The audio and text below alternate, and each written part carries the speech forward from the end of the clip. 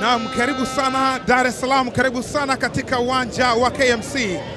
Ni ligi kuu ya NBC Simba Sports Club wakiwaalika Dodoma, wakiwaalika Pamba Jiji kutoka Mwanza, moja kwa moja kutoka uwanja wa KMC jijini Dar es Salaam. Ndiko ambako mchezo huu unapigwa, ni mchezo wa kiporo huu ambao umepangiwa tarehe mpya, nayo nyewe ndio leo, kwa maana ya siku ya Mei 8.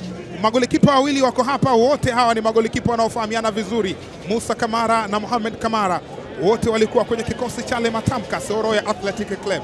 Good Felix Mziro ndiye kocha mkuu wa kikosi cha Pamba Jiji, ameanzisha kandanda. Karibu sana KMC Complex, karibu sana katika mchezo wa ligi kuu ya NBC, Simba dhidi ya Pamba Jiji. Mohamed Ahwa yeye na Mohamed Kamara, itakuwaje? Mwamuzi tayari ameshaamua kwamba upigwe mpira. Ahwa nyuma ya mpira,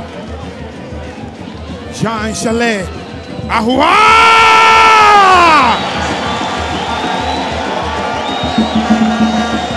wanatangulia Simba Sports. Mia vizuri mkojo penalty. Ni Jean Chalet Ahwa ambaye kabeba maana kubwa kwenye kikosi hiki cha wekundu wa Msimbazi, nyota ambaye jumla inakuwa amehusika katika mabao. Chalet Ahwa ndo mpigaji. Jean Chalet Ahwa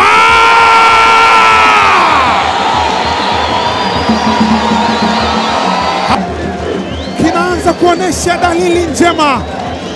What a goal, what a hit ambayo imekwenda moja kwa moja. Golikipa Mohamed Kamara ameangalia tu na mpira umejaa kambani moja kwa moja. Kwa mbele zaidi Elim Panzu, Panzu Eli umejazwa ndani kule, Ahwa hat-trick. Salamu ziwafikie, amini na waambieni, usajili wa Jean Chalet Ahwa ulikuwa na maana kubwa sana ndani ya Simba. Elim Panzu alidhibiti mali ile, kaijaza ndani, kanondiwa kwa kichwa, mpira ukajaa ndani ya wavu.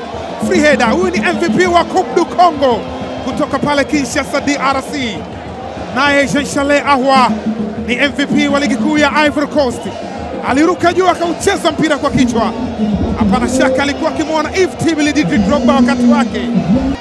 Mjazo ndani, anacheza kwa kichwa.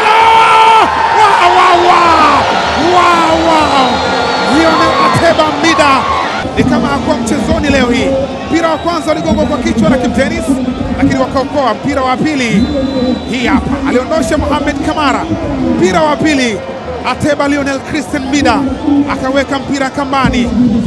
Deborah Fernandez, Ateba, Lionel Ateba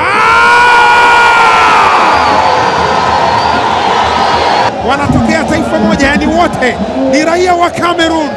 Kwa bula kulia Likeif, golikipa Mohamed Kamara alijitahidi kufuata mpira ule, lakini Hamad Majimengi, Momanyi Matthew. Oh wow!